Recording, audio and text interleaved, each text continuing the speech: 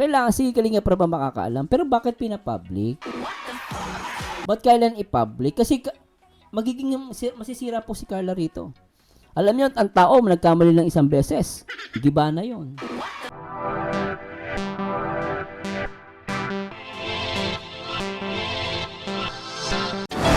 Hi guys! Magandang araw sa inyo lahat. Ito po ang paborito nyo reaktor na nag-iisang Marzano TV 2.0.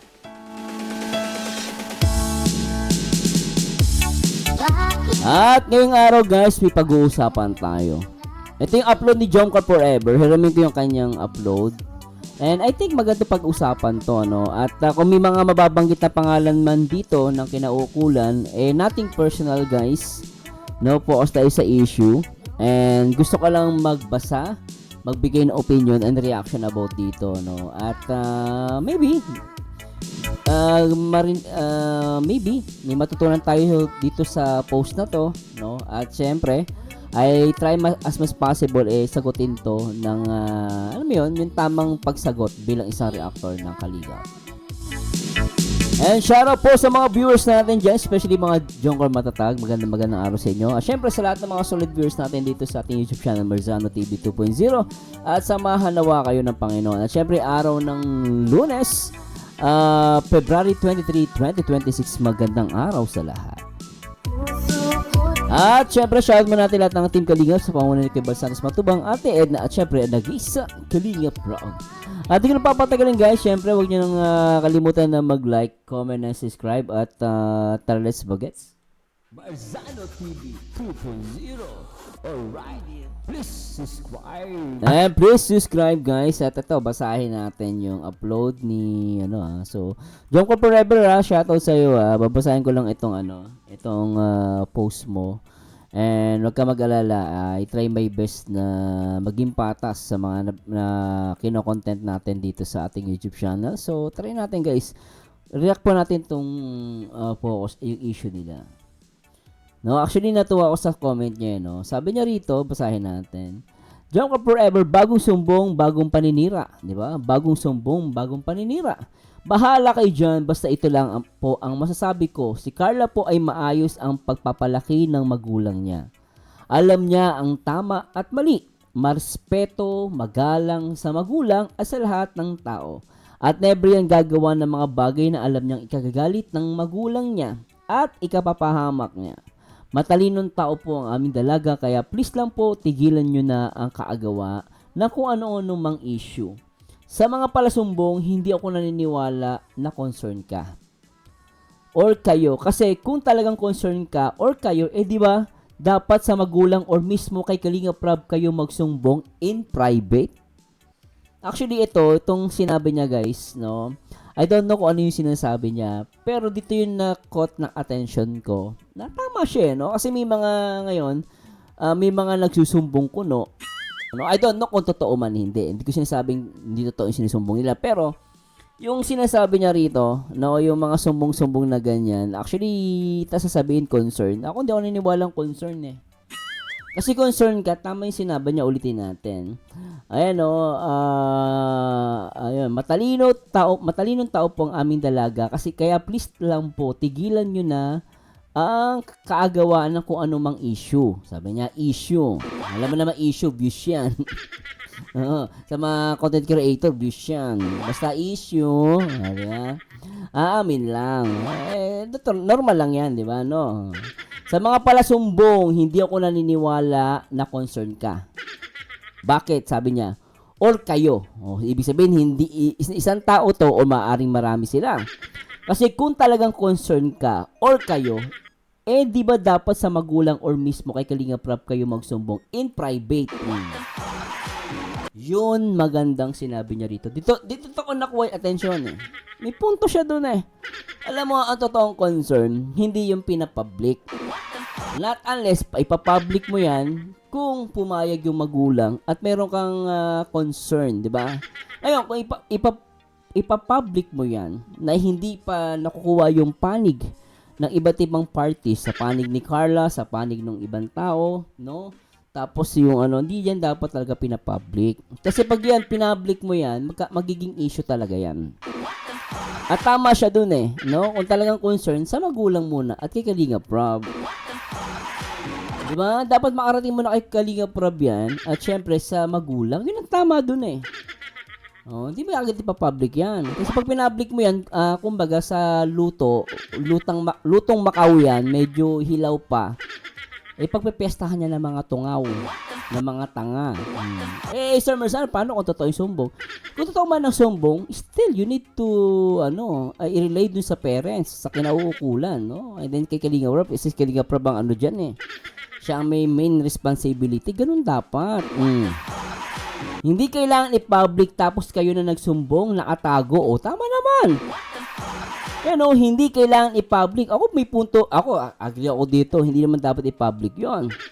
Kung totoo man yung sumbong, kasi tang concern ka eh, no? Oh, hindi kailangan i-public tapos kayo na nagsumbong, nakatago. O, di ba? Oh, ang unfair naman, di ba? Meron diyan naniniwala, meron diyan maniniwala. Totoo sinabi niya eh, merong magdududa at syempre kami mga solid mananatili kami magtitiwala sa aming dalaga. May punto siya eh.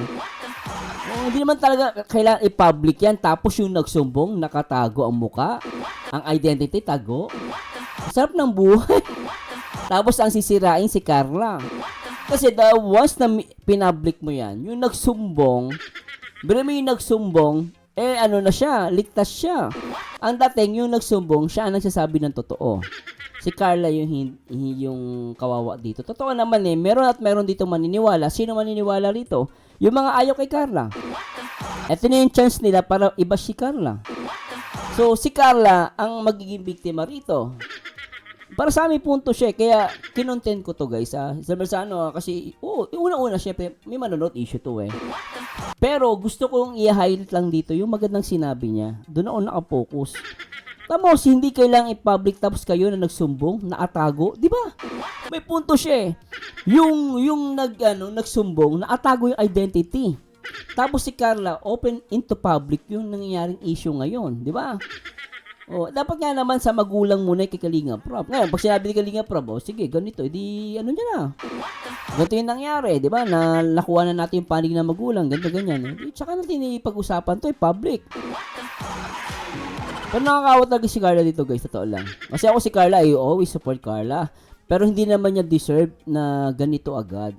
Kung yung mga sumbong, hindi na dabo na i-public. Tsaka meron yung nagsusumbong, minsan mo yan, i-verify mo yan. Diba? Kahit sabihin mo totoo, kung as much possible nga, concern ka talaga, i-make it private mo muna yan. Ngayon, kung totoo yan, hindi pangaralan nyo si Carla. Pero I don't know kung totoo yan. Kasi sa paraan pala, mali na eh. Stay strong, mahal namin kayo, Jomcar Forever, yun, diba? Salamat na, Jomcar Forever, Nakafollow kasi ako dyan, nakakaawa din naman. Tingnan, may mga punto nga yung mga viewers eh. Basahin natin teka lang ito feeling ko may mababanggit na pangalan at hindi po ako na-mercenal dito, ha?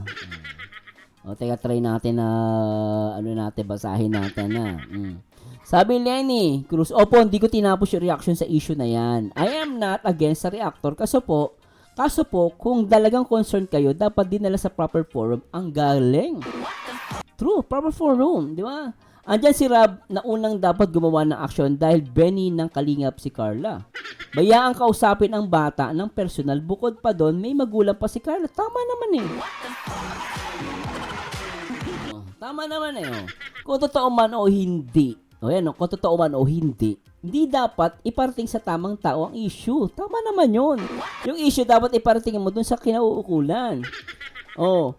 Hindi yung i-reaction kunyari concern resulta bashing highs ang live nga naman. Exactly.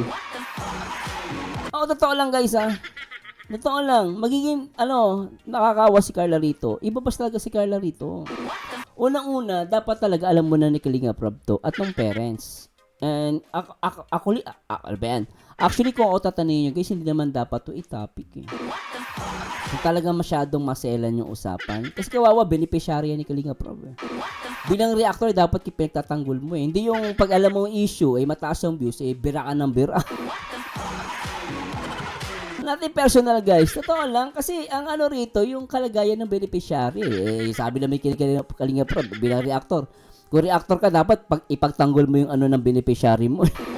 Yung mga beneficiary, di ba? Totoo, may punto naman eh, di ba? Ayan o. Hindi yung reaction, kunwari kung sa resulta bashing. Exactly.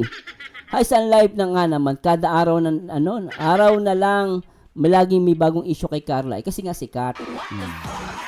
Ngayon, sabi, tama naman kayo, kung tama man yan o totoo man yan o hindi, dapat sa magulang, okay Kalinga Prab muna, hindi dapat yan pinapublic.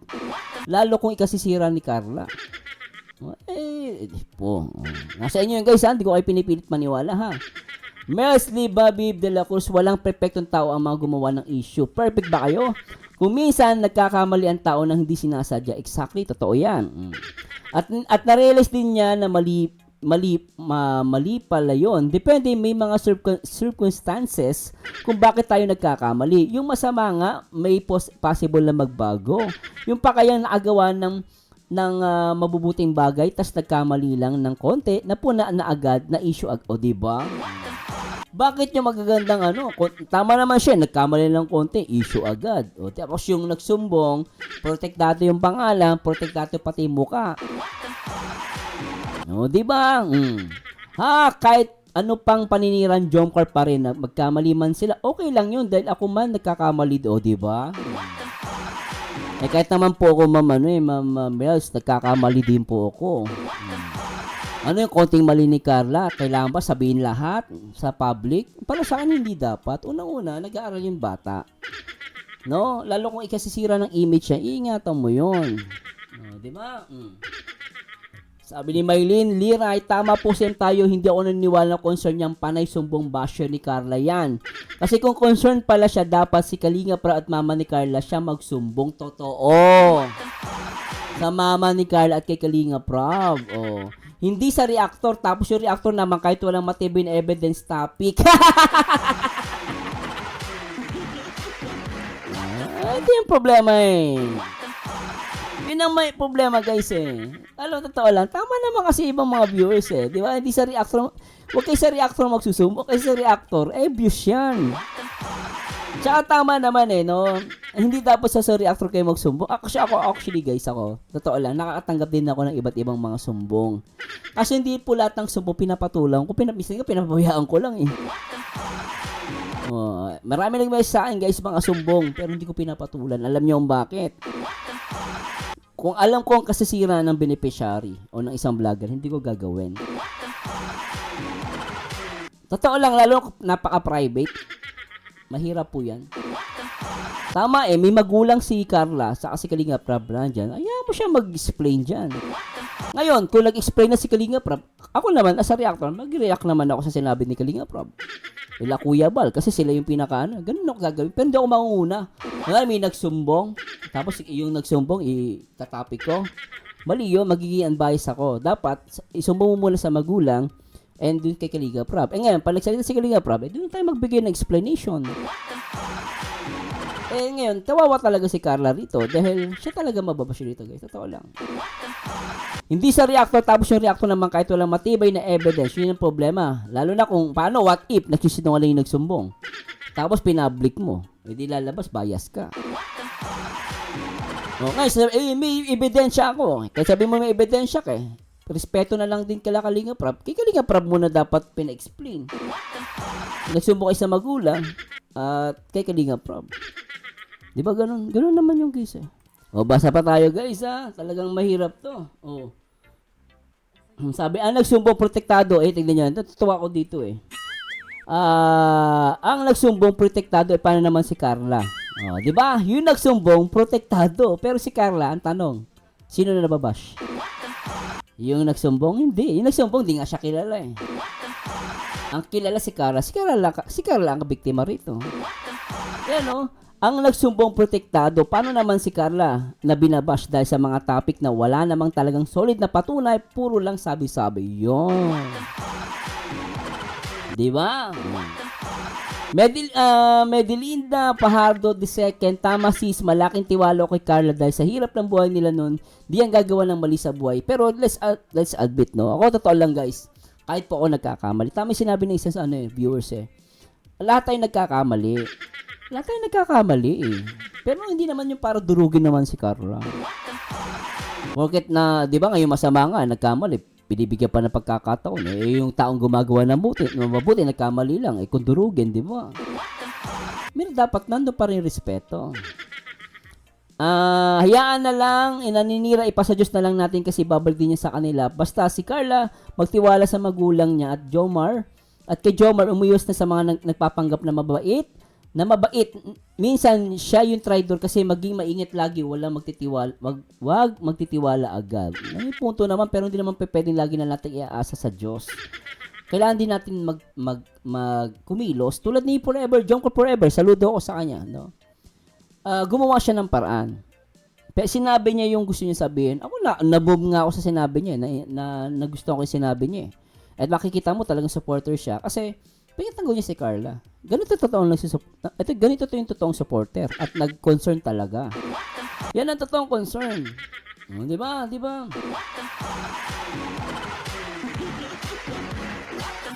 Sabi ni Beth Panday, may opinion is wala na bang karapatan si Carla na ipagkaibigan sa labas? Sa kalingap lang ba dapat? Para sa akin, may punto po kayo. Hindi masama maipagkaibigan sa labas kasi karapatan pa rin ni Carla yon.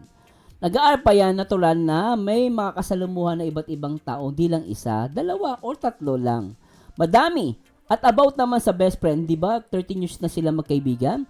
Bakit naman natin ipagkakait sa kanya na makisama sa isang tao na magaan niya ng loob? Exactly naman po yun. At kahit sino man po sa amin, kahit sino sa atin, walang karapatan ng sino man na pigilan si Carla, lalo na sa pagiging kaibigan niya. Ngayon, kung ang magagawa lang natin, magbigay lang tayo ng advice. Pero para pigilan, lalabag tayo sa karapatan ng pantao at karapatan ng Diyos. Wala tayong karapatan na mag-control ng ibang tao.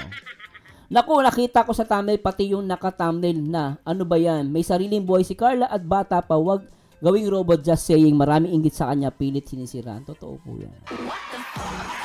Ano yan, robot? Ultimo pagkikikaibigan, pipiliin niya. Ano yan? Pili ko lang Mateo, pwede naman siya pagsumbong kay Kalinga Prab. Bakit sa reactor? Gusto lang nila sa reactor sumbong para ma-public kung totoo yun. Private kasi fake news. Hindi ninyo masira, solid sponsor ni Carla nagmamahal. Tunay kami solid viewers, wala kaming pakialam. Pakialam sumbong.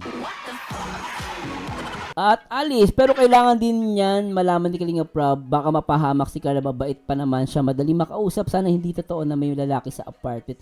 Alam niyo madam, tama pa kayo dyan. Yun ang tama. Kailangan si Kalinga Prab ang makakaalam. Pero bakit pinapublic? Ba't kailan i-public? Kasi magiging masisira po si Carla rito. Alam niyo, ang tao nagkamali lang isang beses. Giba na yun. Jasmine, based sa pagkakilala ko kay Carla, sa opinion ko, di siya gagawa ng isang bagay na ikasisira ng pagkatao niya, ng karir niya at kalingap. Alam niya na marami masasaktan. Sana wag niyang sirain ang tiwala ng mga supporters at lalo na may tiwala ni Kalinga Prab, ipag-pray natin na maging maayos lahat. Yun ang magandang comment, di ba? Eden Galos Anain, kaya pag thumbnail ay alam ko magbibigyan din magandang impression, di ako manonood, di ba? Di ba? Hirap kasi talaga dito.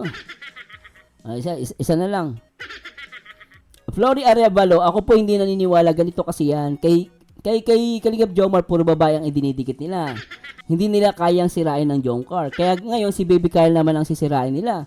Sabi nyo, mga Jomcar, pinatatag na kayo. Sana ngayon, mas lalo pa kayo maging matatag. Baby Carl, isipin mo, napakarami nagmamahal sa'yo. Laban lang sa mga issue na binabato sa'yo. Alam namin na kayang-kaya mo yung lagpasan.